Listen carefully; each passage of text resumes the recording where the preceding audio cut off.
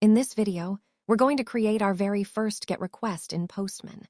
To keep things simple, we'll use a free public API called JSON Placeholder.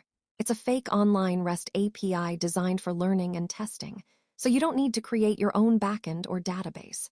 By the end of this video, you'll know how to send a GET request, read the response, and understand the key information returned by the API. A GET request is used to retrieve data from a server.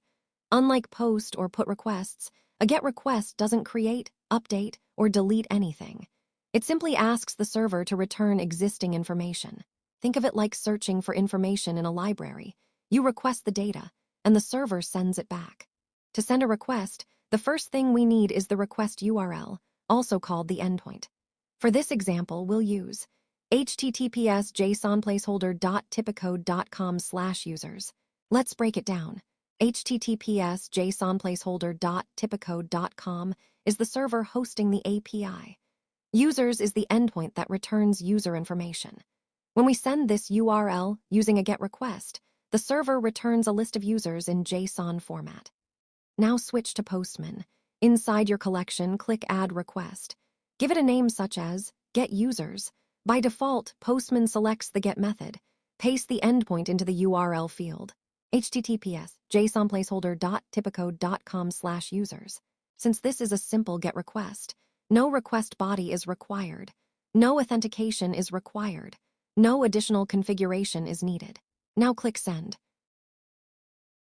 Once the request is sent, the server responds with data. This response contains the list of users returned by the API. The response is displayed in JSON, which is the most common data format used in REST APIs. This response is what API testers validate. Whenever you send an API request, there are several important things to verify status code. The first thing you'll notice is the status code. For a successful GET request, the server returns 200 OK. This tells us the request was processed successfully. Next is the response time. This shows how long the server took to process the request and send back the response. Faster response times generally indicate better API performance. You'll also see the response size. This tells you how much data was returned by the server. The most important section is the response body. This contains the actual data returned by the API. For this request, you'll see multiple user objects containing information such as ID, name, username, email, address, phone number, website, company. In real API testing, this is where most of your validations happen. The Headers tab contains metadata about the response. For example, content type, date, server information, encoding.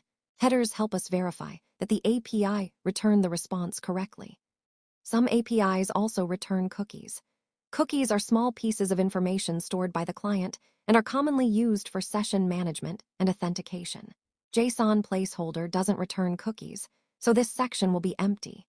You'll also notice the Test Results tab.